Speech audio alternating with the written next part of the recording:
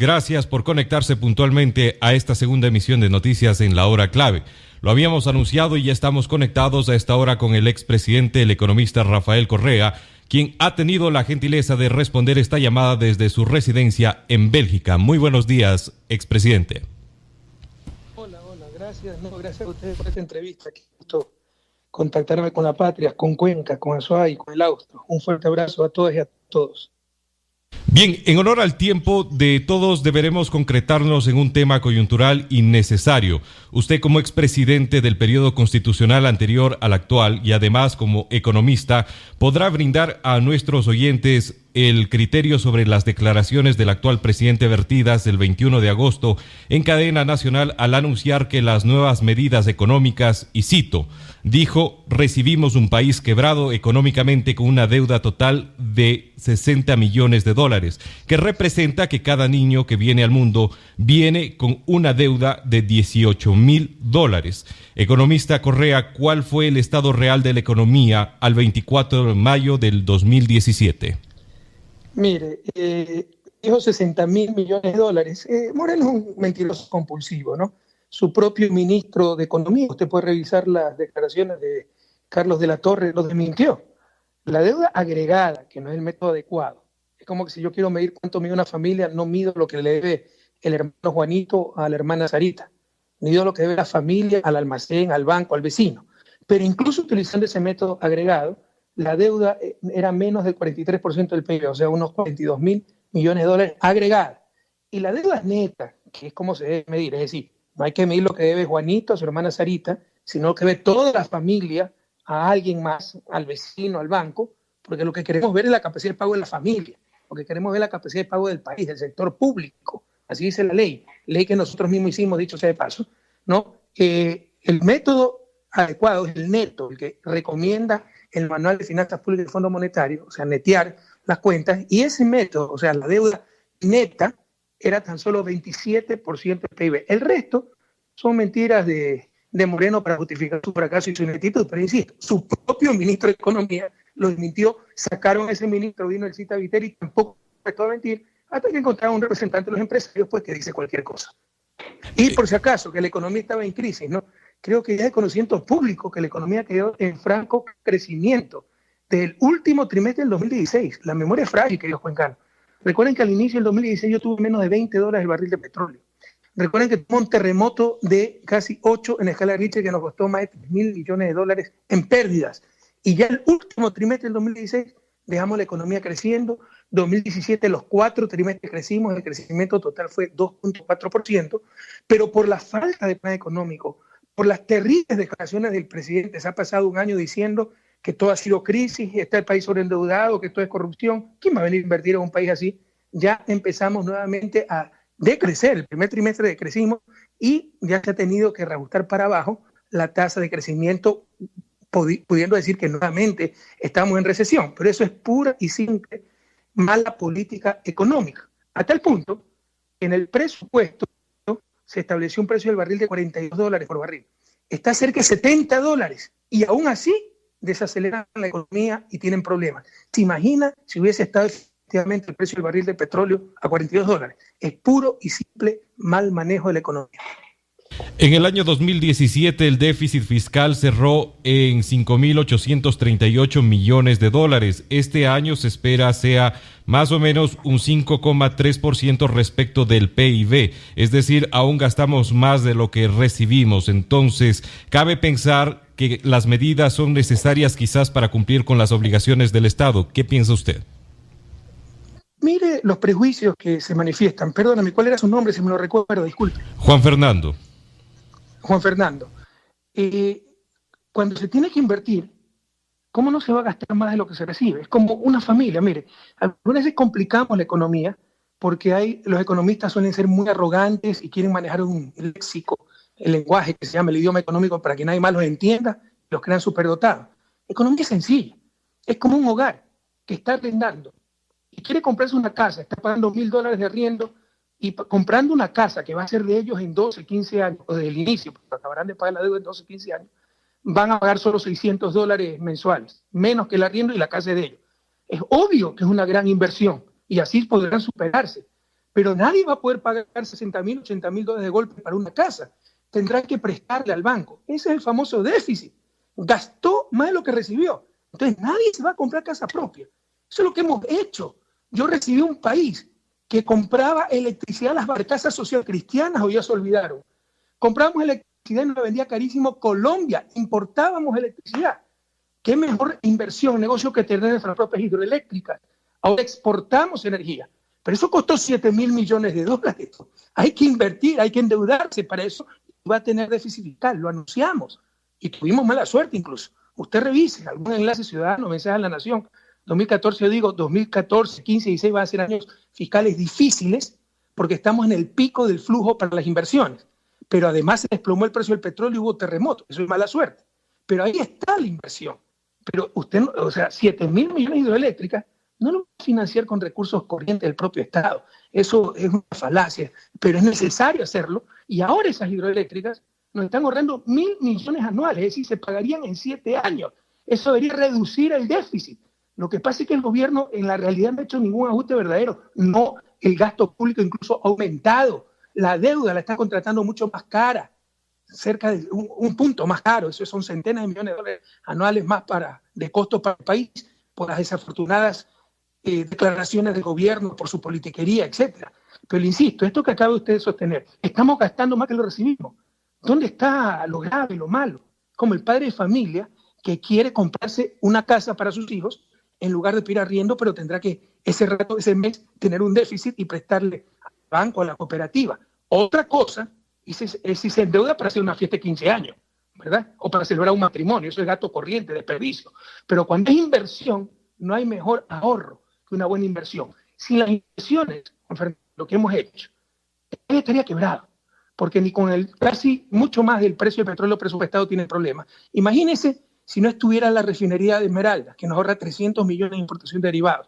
Imagínense si no estuvieran las hidroeléctricas, que además de garantizar electricidad, ya los jóvenes ni saben lo que son los apagones que nosotros sufrimos, nos ahorran 1.000 millones anuales.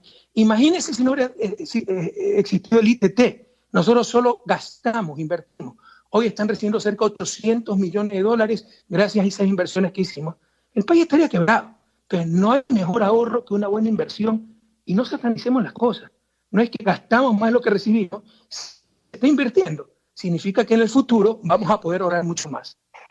A esta hora, amigos oyentes, estamos llevando una entrevista con el economista Rafael Correa, expresidente de la República del Ecuador desde su residencia en Bélgica. Economista, Ecuador se ubica entre los pocos países que aún subsidian combustibles, entre los cuales están Argentina, Bolivia, Ecuador, México, Trinidad y Tobago, Venezuela. Ecuador es el tercero en más subsidiar y le representa un 5,4% del PIB. ¿No resultaría más saludable quitar los subsidios y quedar sin déficit fiscal para reactivar la economía? Antes de contestarle, una pequeña precisión. Usted dice, el que hablo de mi residencia acá en Bélgica, vinieron pseudos periodistas de la posta, que en verdad son enemigos políticos, que insultan todos los días, vinieron a crear el caos, quedaron en ridículo acá, y dijeron que yo tengo 3 propiedades en Bélgica. Yo tengo un pequeño estudio, que es mi declaración patrimonial, que lo compré hace 8 o 9 años, arriendo este departamento, me cuesta 1.150 euros mensuales, lo cual es un arriendo bastante bajo para un país como Bélgica, es un departamento muy pequeño, y fueron tan audaces que filmaron la casa del novio de mi hija en Bruselas diciendo que era mía, y en un barrio que cuesta más de $1 millón la casa. Todas esas infamias son las que tenemos que aguantar día a día. Ustedes pueden revisar mi declaración patrimonial. Si algo no está en la declaración patrimonial y se ha incrementado mi patrimonio y no lo he declarado, eso es delito. Me pueden denunciar en Ecuador. Que ponga pues la posta la demanda. Es pura calumnia, pura difamación. Es increíble lo que hemos tenido que soportar. Bueno, cierro paréntesis y le agradezco la oportunidad para aclarar esto. Mire, ese es otro error, la satanización de los subsidios. Los subsidios no es pérdida social, es redistribución. Lo que gasta el Estado lo está ahorrando el ciudadano. Y cuando quito los subsidios, no es que estoy creando riqueza, no, le estoy quitando a los ciudadanos para el Estado. El único beneficio ahí es que en realidad los precios, bueno, en ciertas condiciones, sí son buenos indicadores de escasez. Entonces, cuando es muy barato un bien, se sobreconsume ese bien. Pero hay otras formas de enfrentar ese problema, como lo que estábamos haciendo. El programa de cocina de inducción es un absurdo que el principal combustible del hogar de los ecuatorianos sea el gas, recurso no renovable, recurso importado, recurso subsidiado, recurso tremendamente peligroso. ¿Cuántas muertes al año tenemos por explosión de cilindro del gas, inhalación de gas, etcétera? Que era, bueno, pueden venir los neoliberales y decir, bueno, quitamos el subsidio del gas y que quiebren la familia. Que insisto, eso no es crear riqueza, eso es redistribuir riqueza, ¿no? Quitarle a los ciudadanos para el Estado. Pero ¿cuál es la forma humana, técnica, diría yo, estratégica de hacer eso? El programa que teníamos de cocinas de inducción para que la gente deje de cocinar a gas. Y lo suspendieron ese programa. Entonces las cosas que están pasando son culpa directa del gobierno. Por ejemplo, disminuir los subsidios de los combustibles significa desarrollar transporte masivo eléctrico. Eso yo lo dije. Revisen mis declaraciones por el tranvía de Cuenca. Por eso le dimos tanto apoyo. El metro de Quito. Hay que buscar trolebuses. El programa que tuvimos de carros eléctricos. Así también se disminuyen subsidios, no cortando de la cabeza a la gente. Entonces, algunas ideas clave. Primero, el subsidio no es que es una pérdida, es redistribución. Sí tiene un problema de sobreconsumo de un bien si es que es demasiado barato, y creo que eso ha ocurrido en Ecuador.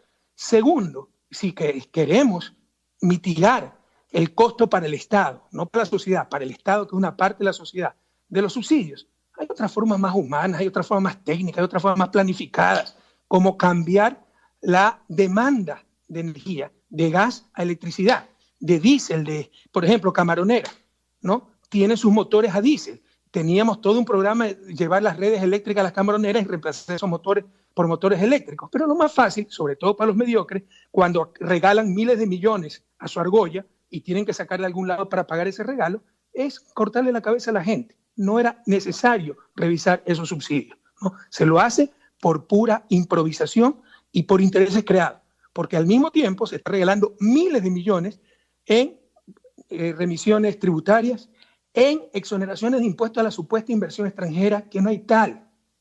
Es la misma plata de los ecuatorianos, los que están tomando las decisiones, de los empresarios que tienen al ministro de Finanzas haciendo la política económica, la plata que tienen en las offshore, que ahora sí, cuando se les disculpen todos los impuestos, vamos a ver si traen al país. Pero la propia plata de los ecuatorianos fuera del país. Entonces ellos mismos se están regalando miles de millones de dólares y para pagar aquello tienen entonces que darle el garrotazo a la gente.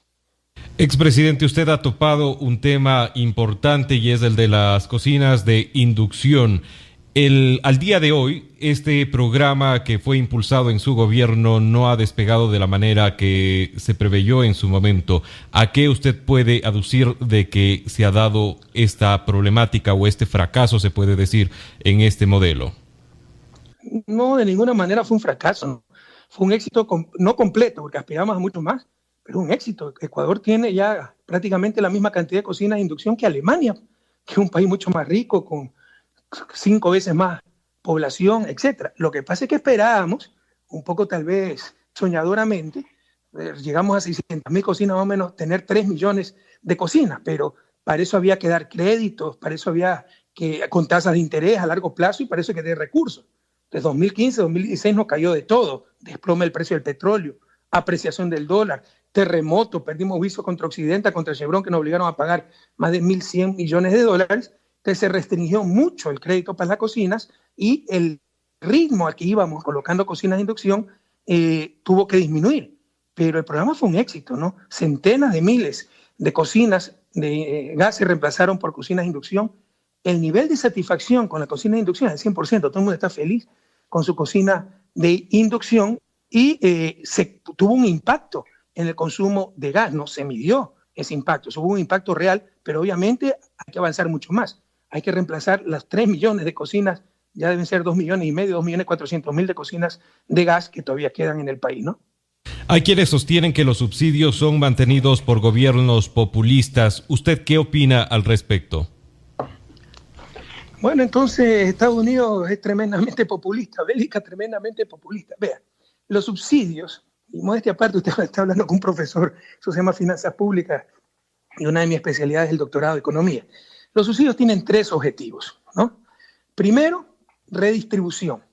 Por ejemplo, no es mala idea sacarle impuesto a la leche, aumentarle pues, el impuesto al alcohol, al cigarrillo, y con el ingreso que me genere el impuesto al alcohol y cigarrillo, financio y subsidio a la leche para que la gente consuma más leche, empecé con un mal ejemplo, para que la gente consuma más leche y menos alcohol. Eso se llama cambiar actitudes sociales. Ese es otro de los objetivos del subsidio, pero no era el caso que di. Yo le decía, tienen como objetivo redistribución, que unos paguen impuestos y doy el bono a los que no tienen nada, para aunque sea que tengan que comer mensualmente. Entonces, el subsidio tiene un objetivo de redistribución. Tiene un objetivo de cambiar comportamientos sociales, lo que le acabo de decir, ponerle impuesto al alcohol y con eso financiar un subsidio a la leche para que la sociedad consuma más leche y menos alcohol, que supongo que es lo deseable. O lo que hicimos con las cocinas de gas y cocinas de inducción. Pusimos más altos aranceles a las cocinas de gas para que se encarezcan y quitamos aranceles a las cocinas de inducción para que se abaraten y la gente compre cocinas de inducción en lugar de cocinas de gas, porque eso beneficiaba a la sociedad. Y tiene, aunque no lo crea, también objetivos de eficiencia, porque en el simplismo que manejan algunos analistas creen que el mercado es todopoderoso. Eso es falso. El mercado, necesitaría un semestre para hablar sobre la teoría del mercado, pero el mercado tiene grandes deficiencias. De hecho, trata solo con bienes privados, que es una clase muy particular de bienes, le diría hasta la excepción, porque hay bienes públicos, bienes clubes, bienes comunes, etcétera, etcétera, ¿no? Entonces,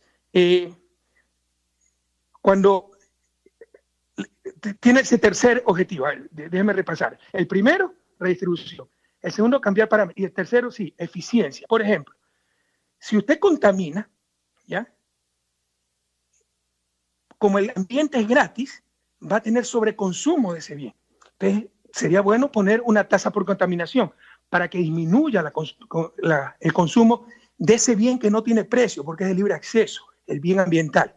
Pero por otro lado, mientras más bosque siembre, más purifica el medio ambiente. Entonces, no es mala idea, como muchos países hacen, como nosotros lo hicimos con el plan forestal, dar subsidio a la industria forestal para que siembre más lo que hiciera privadamente sin ningún subsidio. ¿Por qué? Porque eso tiene un beneficio social. No solo que se van a beneficiar ellos con el negocio de la madera, sino que están purificando el ambiente. Entonces, ahí estamos ganando en eficiencia como sociedad, porque lo socialmente óptimo es más bosques, pero privadamente se va a sembrar solo lo que es rentable. Una buena idea dar subsidio para que siembren más, porque se beneficia a toda la sociedad. Entonces, son tres objetivos del subsidio. Estos son instrumentos. Los instrumentos no son malos o buenos per se. Depende de cómo se los use, son instrumentos. Entonces, los subsidios tienen como finalidad redistribución, palabras mayores en la región más desigual del planeta, América Latina, tienen como objetivo cambiar parámetros de comportamiento social, consumir menos alcohol y, por ejemplo, más leche, en el ejemplo que le di, y tienen como objetivo, aunque no lo crea, eficiencia, porque el mercado, todo lo que no tiene precio, lo maltrata. Por ejemplo, el medio ambiente, va a haber sobreconsumo, ¿no? Entonces, poner una tasa por la contaminación y con eso, por ejemplo, dar un subsidio a los que siembran bosque, porque además de que tienen su negocio privado, socialmente es mejor que siembren más bosque. Y ahí, mejor eficiencia. Son los tres objetivos de los subsidios. Son instrumentos. No satanicemos los instrumentos, hay que saberlos utilizar. El Ecuador ha recurrido en varias ocasiones a deuda para lograr cumplir con sus obligaciones. Sin embargo, no hay deuda que no se pague. ¿Cuál sería el mecanismo alternativo viable para obtener la liquidez necesaria para el Estado? Pero si con las cosas ya marchando, primero es falso eso del sobreendeudamiento. Mire, Fitch acaba, una agencia de análisis de riesgo, acaba de decir que ahora, ¿no? Estamos hablando, fue el mes, hace unos días, agosto del 2018, la deuda agregada del país era 52%. Ahora, un año, 15 meses del nuevo gobierno. En mayo, cuando yo dejé el gobierno, era menos del 43% de deuda agregada. Ahí se demuestra nuevamente que el gobierno y Moreno están mintiendo como cierta prensa. Discúlpeme, pero es así. En todo caso, nosotros no es que tuvimos el agua hasta el cuello en el 2016, cuando le llamamos la tormenta perfecta, tuvimos menos de $20 el barril al inicio del 2016, tuvimos terremotos, apreciación del dólar, Occidental, Chevron nos ganaron juicio por $1.100 millones, nos obligaron a pagar en 6 meses. No es que tuvimos el agua hasta el cuello, andábamos con snorkel, pero aún así superamos esas dificultades sin aumentar pobreza, desigualdad, pero necesariamente hay que financiar aquello, pues. Eso es obvio, pero cuando ya pasan las dificultades, porque así es la lógica financiera, no es la lógica del desarrollo. La lógica del desarrollo es que si tú estás mal, te ayudo, te doy la mano, te presto más y más barato. No, la lógica financiera es que tú estás mal, te pateo en el suelo. Te cobro lo que me debes y si quieres más plata, te cobro mucho más caro. Entonces, cuando ya pasan esas dificultades extremas, ya empieza a bajar lo que se llama el riesgo país, como efectivamente bajó. Ya se puede refinanciar, cambiar deuda, refinanciar deuda con deuda más barata. Pero el gobierno ha hecho todo lo contrario. Al ministro de Economía, créanme, lo va a candidatizar al Nobel. Ni me acuerdo cómo se llama este señor, Martínez creo que, ¿no? Lo va a candidatizar al premio Nobel, porque nadie logra eso. Subió el precio del petróleo y subió el riesgo país en lugar de bajar el riesgo país. Hoy se están endeudando al 0.8% más caro que el promedio, el costo promedio de la deuda que teníamos en mi gobierno. Eso significa centenas de millones más anuales para el país. Y eso es exclusivamente mal manejo económico, pésimas señales por priorizar la politiquería a un plan económico. Ejemplo de politiquería. Lo que hicieron, la ley Trole que acaban de pasar, que la gente no tiene por qué entenderlo, lo comprendo aquello, pero es gravísimo. Por ejemplo, satanizan que el gobierno presta al Banco Central cuando la plata que está del Banco Central es del sector público. Hay una pequeña proporción del encaje de los bancos, pero la mayoría de esa plata es del sector público. Prohíben que el Banco Central le preste al gobierno, es decir, una fuente de financiamiento para el gobierno, y que preste exclusivamente al sector privado. ¿Usted sabe cuánto plata le están dando al sector privado por esta simple reforma? ¿Y usted sabe cuánto va a ganar el sector privado? Porque resulta que el Banco Central ya no va a poder comprar bonos al Estado, sino que le va a tener que vender al sector privado, pero es el Banco Central el que le da la liquidez al sector privado, entonces le va a dar liquidez al 2-3% para que nos compre bonos, por lo cual vamos a tener que, el Estado, el gobierno central va a tener que pagar 7-8%. Y así multimillonarios pues a los especuladores financieros. Entonces la gente, entiendo, no tiene por qué comprender estas cosas, pero eso es lo que está pasando. Entonces con esas pésimas señales, cerraron fuentes de financiamiento, hicieron subir el riesgo país y encarecieron el crédito y están sufriendo las consecuencias de sus propios errores. Pero como son mediocres y con la complicidad de cierta prensa, todavía, como en Argentina, todavía le quieren echar la culpa al gobierno anterior. Gracias a Dios, yo creo que ya nadie cree aquello, empezando por Cuenca, una ciudad tan culta. Son las 7:24, estamos conectados vía teléfono a través de la aplicación del WhatsApp. Tenemos el gusto de conversar con el expresidente de la República, Rafael Correa Delgado, desde su residencia en Bélgica. Hay mucha gente que está siguiendo esta entrevista también a través de redes sociales. Agradecemos y saludamos a quienes están activamente interactuando con nuestras redes sociales. Economista, hay organizaciones sociales que han empezado a movilizarse y han anunciado que seguirán haciendo esto a mayor escala. ¿Cree usted que el derecho de la resistencia contemplado en la Constitución es el camino para buscar una solución a favor de la mayoría tras el anuncio de las reformas económicas? Por supuesto, si no se nos llevan el país en peso. Yo estoy muy preocupado, no me gusta ser profeta del desastre, pero lo que he dicho, temo que he tenido razón. Y bueno, mire, desesperadamente han encontrado el financiamiento, pero ¿en qué condiciones acaban de obtener 500 millones de Goldman Sachs, pero con un colateral en bonos de 1.200 millones de dólares? Eso significa una total desconfianza en el país. ¿Qué significa esto? Que si en 4 años no se pagan esos 500 millones, nos cobran 1.200 millones. Eso significa. Imagínense el porcentaje de garantía, ¿no? Más del 100% de garantía sobre casi 200% sobre el préstamo que nos dan. Eso significa desconfianza en el país y cada vez le será más difícil al gobierno conseguir ese financiamiento que le insisto, ¿no? Todo país del mundo, la gran mayoría, cuando está invirtiendo, cuando está en vías de desarrollo, necesita. Y lo importante es hacer buenas inversiones y pudieron reestructurar deuda de forma mucho más barata si no se hubieran pasado 15 meses haciendo politiquería y hablando las cosas más disparatadas. Pero para evitar que yo creo que han avanzado mucho, sobre todo con esa ley Trole 3, con el equipo económico que tienen, para impedir que sigan avanzando en la destrucción del país, que nos implante el modelo neoliberal que ya nos quebró en el 99, por supuesto que la protesta popular es un recurso legítimo. Ahora, no olvidar, queridos cuencanos, quiénes se prestaron a esto, por el odio a Correa, diciéndose de izquierda, pero como Correa es la mediocridad, ¿no? Como Correa, ellos eran los predestinados a ser presidente y Correa les ganó todo, todos contracorrer. Ahí está el FUT, la CONAIE, etcétera. De que salgan a marchar es pura hipocresía. Y probablemente lo que buscan es que les den nuevamente las escuelas unidocentes, como hicieron hace poco, para que no haya un levantamiento o darles más espacios de poder. Debe ser la auténtica protesta ciudadana. Eso va a ocurrir el 13 de septiembre. El Acuerdo Nacional por la Revolución Ciudadana está invitando no a los correístas, a los patriotas, a todos los que llevan la patria en el centro del pecho, a marchar para oponernos además a un modelo que nadie votó por él. Eso no es democracia, por favor. Aquí el que ha roto la democracia es Moreno. Ganó con el programa de Revolución Ciudadana y aplicó el programa neoliberal de Guillermo Lasso. Y no solo eso. En este momento estamos totalmente fuera del orden constitucional. Si a alguien le quedaba alguna duda con la destitución de la Corte Constitucional y la vacancia constitucional, como descaradamente la han llamado, pues no debe quedar ninguna duda al respecto. Pero en todo caso, tenemos todo el derecho, diría la obligación de resistir. Nadie votó por esto. Y si sigue avanzando el modelo neoliberal, mirémonos en el espejo de lo que está pasando en Argentina. Nos llevan a un precipicio. Pero con el agravante de que nosotros no tenemos moneda nacional.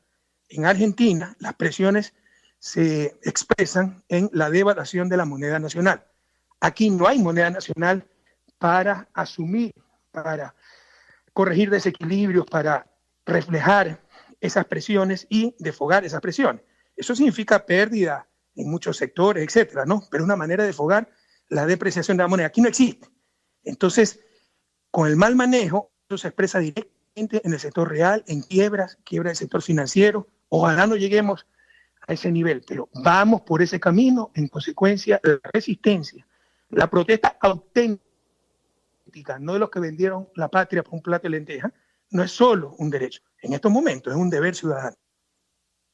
El día del anuncio de las medidas económicas, el riesgo país pasó de 721 puntos el 20 de agosto a 712 el 21 de agosto. Ayer 3 de septiembre cerró en 725 puntos. ¿Cómo entender esto, expresidente? El mercado internacional no confía en el rumbo en que vamos. Por supuesto, pues no le creen absolutamente nada. Primero, porque han visto claramente. O sea, ¿quién va a creer un país que no tiene corte constitucional? ¿Me puede explicar aquí? ¿Qué inversionista va a venir a un país donde no hay corte constitucional? O sea, nos ha hecho de nuevo quedar en 15 meses como Banana República, Ecuador, ejemplo de todo lo malo. Pero no solo eso, no hay plan económico, hay improvisación, hay medidas dispersas, lluvia de ideas, y ni siquiera para el bien común, sino para defender los intereses de los grupos que actualmente están gobernando. Pero hay cosas ya muy serias, muy puntuales que, nuevamente, repito, la gente no tiene por qué saberlo. Ojalá los economistas tengamos la capacidad de hablar en lenguaje más sencillo, porque a todos nos afecta el mal manejo de la economía. Pero con la ley Trole 3, con la persecución de la Contraloría por hacernos daño, con la mediocridad de este gobierno para contradecir todo lo que había hecho el anterior gobierno, entre otras cosas, dijeron que los CETES, los certificados de tesorería, tenían que pagarse cada año, no es que tenían que hacer rollovers, a renegociarse. Prohibieron aquello. Entonces, en otras palabras, vamos a tener bonistas, tenedores de bonos de corto plazo nacionales y bonistas internacionales. Pero esos bonistas internacionales saben que ahora tenemos que pagarle a los bonistas nacionales también. Ya no se pueden refinanciar esos bonos.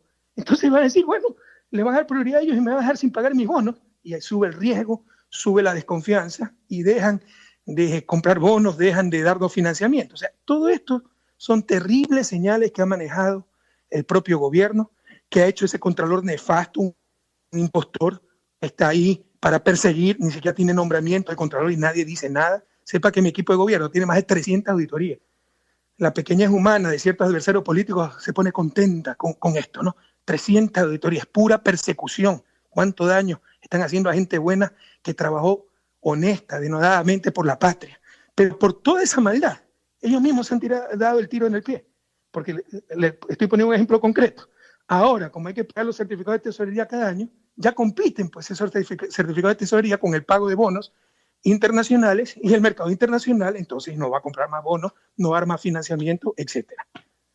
Las diferentes entrevistas que sobre este tema, sobre el tema económico, hemos tratado en nuestro medio de comunicación han sido eco en su mayoría que la solución no está en los bolsillos de los ecuatorianos, está en recuperar el dinero que se dice se ha llevado la corrupción. ¿Usted cree que se está encauzando los esfuerzos necesarios en esta dirección?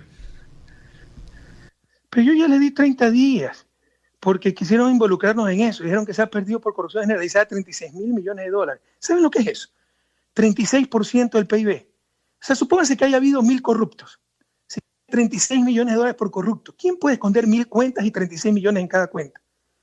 Es demagogia, palabrería. Son estos impostores de la Comisión Anticorrupción que nos los presentan como los salvadores de la patria cuando han sido su sepulturero. ¿O se olvidaron que Julio César Trujillo fue candidato de Osvaldo Hurtado en 1984 y entre 9 quedó octavo?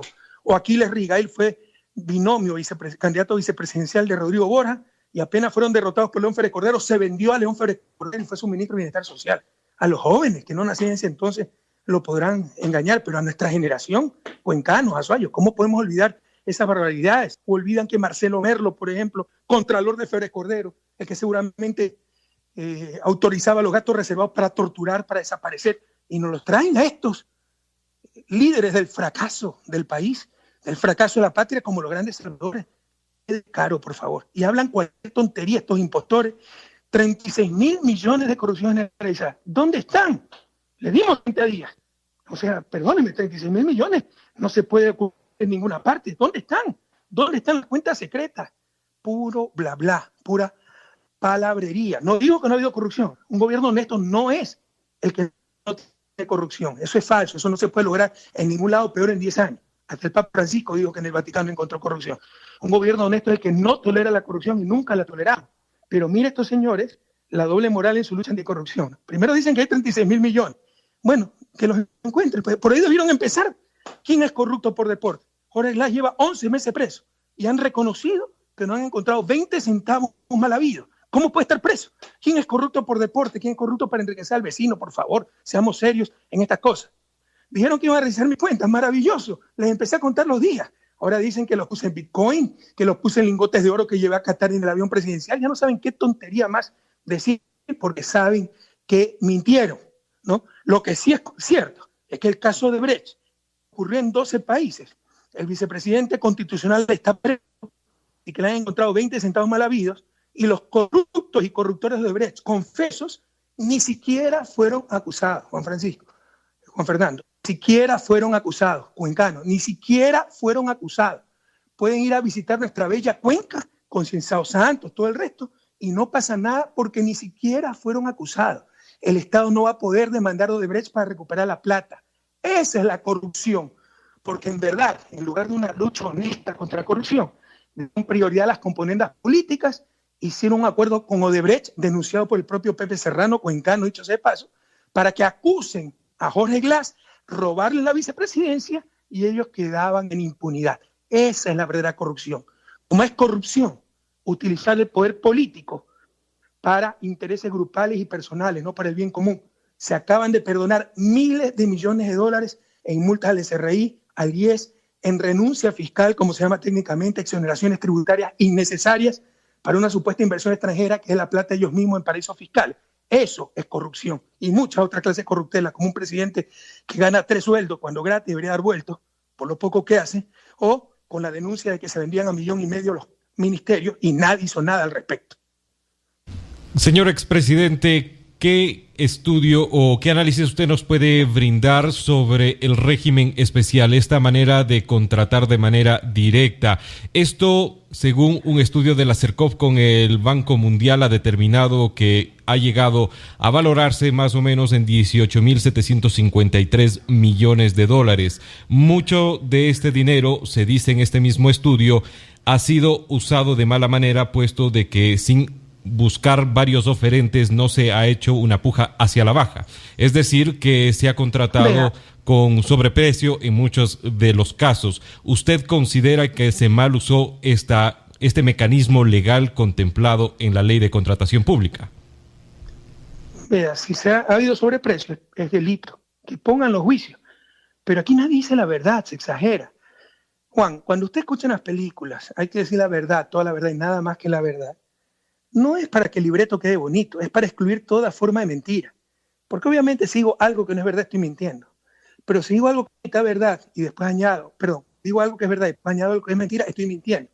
Y si no digo toda la verdad, sigo mintiendo. Entonces, ¿qué pasa? Dijeron, por ejemplo, que más de la mitad de las contrataciones han sido por régimen especial. Le aseguro que es falso. Es el monto, pero en operaciones la gran mayoría se hacía con subasta, competencia, etcétera. Sino que el régimen especial es cuando no es que está comprando lápices, camionetas, computadoras, sino que está comprando la compuerta para el diseño tal de esa hidroeléctrica y resulta que hay un proveedor en el mundo, pues. Son cosas muy específicas a esa actividad. Eso se da sobre todo en sectores estratégicos, sobre todo en el sector petrolero, en el sector hidroeléctrico. Entonces ahí no es que puede llamar a 30 empresas, pues, porque solo es un proveedor a nivel mundial, o las especificaciones tiene que mandarlas solo una persona una empresa en el planeta las puede hacer. Por supuesto se puede, ahí se abre, es riesgoso, se abren las puertas para abusos, etcétera, pero no hay otro camino. Eso que le están diciendo y lo que está acaba de manifestar, que hubo sobreprecio. Primero no tiene por qué ser así, pudo darse el caso, que lo denuncien, pero la solución es llamar bajo frente. No se puede en ciertos sectores, por eso hay el régimen especial. Y lo que es seguramente es el monto, ¿no?, de esas compras, que puede ser más del 50%, porque ese régimen especial se da en sectores estratégicos donde las inversiones son multimillonarias. Pero las computadoras, los carros, las sillas, todo eso siempre se compraba por medio del sistema normal, con competencia, etc. Entonces, no se está diciendo toda la verdad y eso no lo van a poder evitar tampoco este gobierno. Bueno, lo va a poder evitar porque no hace nada. Pero si sigue invirtiendo, sobre todo en sectores estratégicos, no lo va a poder evitar. Habrá que contratar por medio del régimen especial porque precisamente, como su nombre lo indica, ese régimen se creó para esos casos especiales donde las cosas tienen que pedirse a medida, donde solo hay un proveedor a nivel mundial, donde las especificaciones son tan sofisticadas que solo una empresa en el planeta lo puede hacer, etcétera, ¿no? Entonces hay que decir toda la verdad.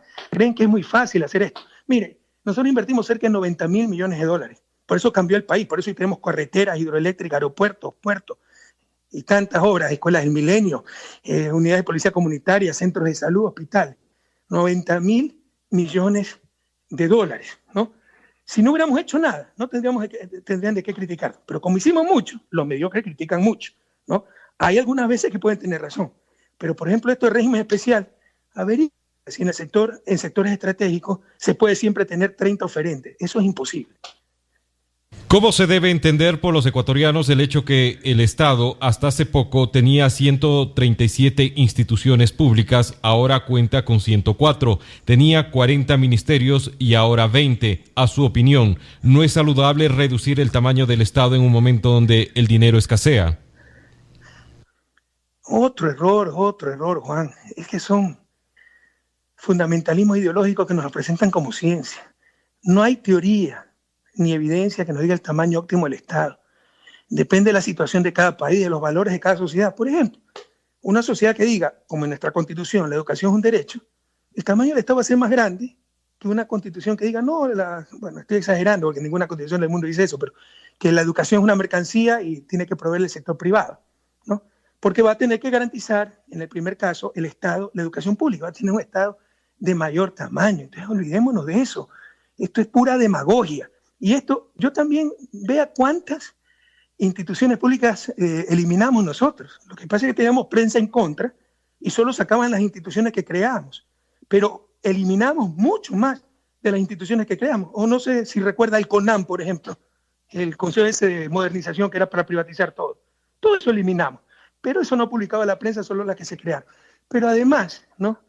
Además de que, recuerda, el tamaño del Estado depende de la realidad de cada sociedad, sus principios, valores. Además de que nosotros eliminamos más instituciones de las que creamos, cuidado, hay cosas que definen un Estado moderno. Por ejemplo, el Ministerio de Justicia, Derechos Humanos, eso fue un gran avance, entre otras cosas, para que la rehabilitación social salga de las manos de la propia policía, del Ministerio de Gobierno en ese entonces. Y el éxito ha sido muy grande. Avanzamos muchísimo en rehabilitación social.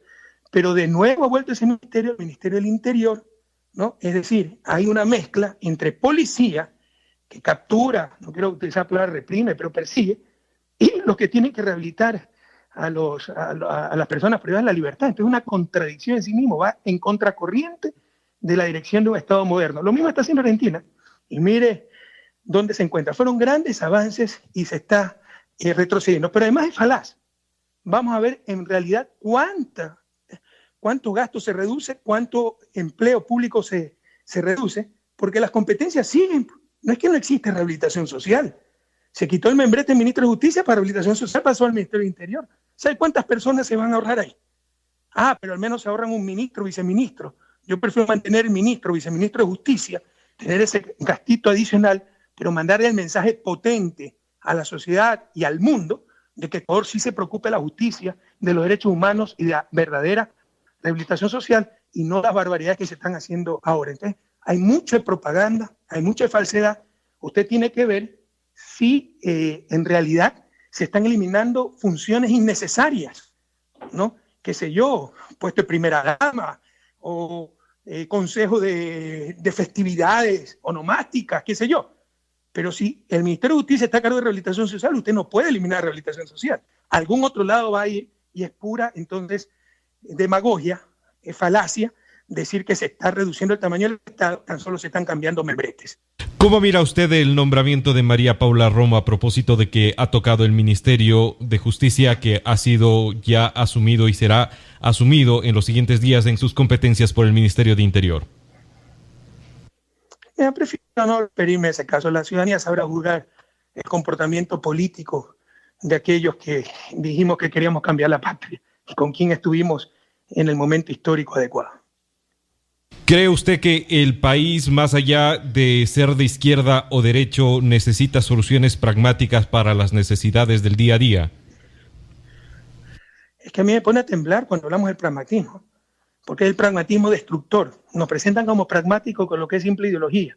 Entonces, por pragmatismo hay que flexibilizar las condiciones laborales porque eso va a aumentar la cantidad de trabajo. Nunca ha funcionado eso en la historia del Ecuador, ¿no? Pero lo que ha hecho es aumentar ganancias. Y no entendemos, los pragmáticos no entienden, que lo más importante para una sociedad, yo soy especialista en esto, historia del desarrollo, para el desarrollo es el bien moral y es inmoral fundamental la rentabilidad de la empresa en base a la explotación laboral. Así que incluso si diera resultado que no ha dado de aumentar empleo, es mucho más de lo que se pierde que lo que se gana. Como cuando me decían, cuando hicimos respetar los derechos de las empleadas domésticas, es que va a disminuir la contratación de empleada doméstica. Bueno, si fuera ese el caso, es un costo que debemos asumir por un bien mayor, ese bien moral, la justicia social, respetar los derechos laborales de todas y de todos. Entonces yo tiemblo, ¿no?, cuando escucho esa frase, hay que ser pragmáticos, porque es puro fundamentalismo, puros intereses privados disfrazados de pragmatismo. Y eso ya nos ha quebrado varias veces. Un ejemplo, el 90, pragmatismo. Solitos los bancos se autorregulaban. En el 94, gobierno de Sisto, con ¿cómo se llama este señor? Dajit, ¿no? Prácticamente, flexibilizaron todos los controles financieros, ¿no? No había regulación financiera y eso nos llevó a la quiebra del 99. Ahí están los resultados del pragmatismo destructor. Ahora, hay que ser pragmáticos, pero en el buen sentido, pero no disfrazar intereses, no disfrazar fundamentalismos ideológicos de pragmatismo y entender las cosas. Ser pragmático también es defender la justicia social, el bien moral sobre lo que se debe fundamentar una sociedad, y la explotación laboral en aras de supuestamente generar más empleo nos quita mucho más de lo poco que nos puede dar porque destruye ese bien moral. Finalmente, señor expresidente, permítame consultarle sobre un tuit que ha generado desde ayer mucha especulación. ¿Usted regresará al país el próximo 13 de septiembre? 13 de septiembre, supongo que se refiere, es el día de la marcha. No, yo estoy acá en Bélgica. Supongo que se refiere al 18 de septiembre, el día de la audiencia. No, específicamente tratamos sobre el tema de un tuit que usted había colgado en su red social personal, donde habla de que, y voy a citar textualmente, siempre fuimos ciudadanos comunes y volvemos a nuestras raíces. Efectivamente, de eso nos referimos. Sí, siempre me involucro, siempre hablo de nosotros, ¿no? Pero es obvio que yo no puedo en estos momentos pues regresar al país, movilizarme, entre otras cosas, porque lo dije, puedo demostrar, pero sacaron como si estaba mintiendo, me estaba contradiciendo, porque hubo un error con mi visa. Y yo vine con visa de 1 año y cuando intenté renovarla, me dijeron que no había renovación para esa visa, que debía tener visa de agrupamiento familiar. Entonces le dije, bueno, deme esa visa. Y demora 6 meses. Me la dieron sacar en Ecuador, hubo un error allá. Entonces en este momento estoy sin visa, esperando la visa de reagrupamiento familiar y lastimosamente no puedo dejar Bélgica, pero no quiero engañar a nadie. O sea, así pudiera viajar fuera de Bélgica en estos momentos, hubiera sido muy difícil para mí acompañar, me muero de ganas, para estar con nuestra gente, con nuestro pueblo, con mis compañeros en esa marcha que es un deber, ya no es solo un derecho, un deber ciudadano frente a la destrucción de la patria. Pero no voy a poder ir por la razón que le digo, pero incluso si no hubiera esa razón, hubiera sido muy difícil que yo esté allá. En mi Twitter entiendo tal vez la confusión que generó porque siempre hablo en primera persona del plural, nosotros debemos, etcétera, porque me siento parte de esto, ¿no? Pero físicamente no voy a poder estar allá. Permítame consultarle, en el país de Bélgica 2 diarios habrían dado cuenta de que usted habría solicitado asilo político. ¿Lo ha hecho ya respecto de este tema que hemos tocado en los últimos ese momentos? Un diario, no, 2 diarios no leí, La Capital, que no lo conoce nadie, nadie, un diario amarillista que además recoge íntegramente la versión de Cueva, cuando ese periodista que vino acá a armar desmanes, que fue horrible también, que está mintiendo, ustedes lo pueden ver. Mire, sí molesta un poco, ¿no? Y yo le hago un llamado a los buenos periodistas, por ellos mismos. O sea, y hay un espíritu de cuerpo muy grande. Pero los buenos periodistas se perjudican por los malos periodistas, deben ser los primeros en denunciar. Vea el video, el reportaje que preparó Cueva, diciendo que yo le insultaba y por eso él me respondió. Claramente es un montaje, pero a simple vista se ve el montaje, porque nada es verdad. Estaba amenazándome con una supuesta pistola que al final no era real, empezó a insultarme para buscar una reacción mía. Yo estaba con mi hija, por eso no reaccioné, en otro caso tal vez hubiera reaccionado, y ahora dice que lo hemos agredido, que yo le he insultado, pero hay un montaje muy claro. Vea las contradicciones, dice que estaba en el parqueo de mi domicilio buscando los 3 vehículos de lujo que los vecinos le dijeron que yo tenía, yo no tengo vehículo, ¿no? Y poniendo el trípode, cuando yo lo sorprendí le empecé a insultar. Vea en el video cuando sale corriendo si tiene algún trípode. Acá es tan descarado que presentó una denuncia contra nosotros diciendo que hasta le he robado el celular por si acaso, ¿no? Y dice que me fue a pedir una entrevista y yo le empecé a insultar. O sea, miente nuevamente y cree que está en Ecuador.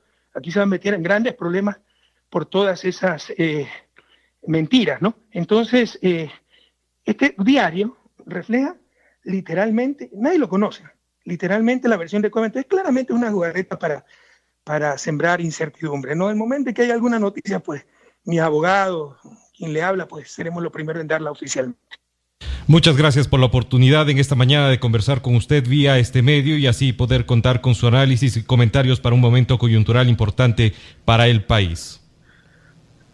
Juan, gracias a usted porque realmente lo felicito. Ha sido una entrevista muy respetuosa y el rol del entrevistador, que es escuchar al entrevistado, no interrogarlo hasta que confiese lo que el entrevistador quiere escuchar. Así que creo que ha sido una entrevista muy profesional, se le agradezco mucho, felicitaciones a W Radio y un inmenso abrazo a mi querida Cuenca. Sáqueme una duda, ¿cómo va el tranvía? Para serle franco, tenemos los cuencanos muchas dudas de que finalmente este proyecto culmine en el mes de octubre como se ha ofrecido en la parte civil. Las calles y a través de nuestras redes sociales hemos podido documentar los atrasos que se llevan a cabo hasta la fecha. Qué pena, porque debió acabarse más rápido, el costo es muy alto, el costo del lucro cesante. Mire, muchos negocios quebraron en las calles donde se estaba haciendo los trabajos. Yo creo que de eso se debe responsabilizar el municipio, porque no es correcto que se destruya la calle y por eso quiebren los negocios y por eso había que hacer esto lo más rápidamente posible. La buena noticia es que Cuenca con eso va a quedar espectacular. Cada vez que hay un tranvía aquí, de esos tan modernos, tan bellos, me imagino Cuenca con su tranvía y va a quedar bellísima, más bella de lo que es nuestra querida Cuenca. Bueno, muchísimas gracias a usted, Juan, muchísimas gracias a W Radio y a todo el Azuay. Gracias, esperamos poder contar con una nueva oportunidad para dialogar sobre otros temas de interés para los ecuatorianos. Encantado, Juan, un fuerte abrazo. Estuvimos conversando esta mañana con el expresidente de la República, Rafael Correa Delgado, vía teléfono desde su residencia en Bélgica. Aquí debemos hacer una pausa. Usted sacará sus propias conclusiones. Nosotros hemos preguntado y hemos colegido una cantidad de interrogantes que nos han llegado al medio de comunicación. Vale la pena destacar que es un poco difícil llevar a cabo todas las inquietudes, dado que, desde luego, este tipo de entrevistas tienen un margen y una cronología que tenemos la obligación de respetar.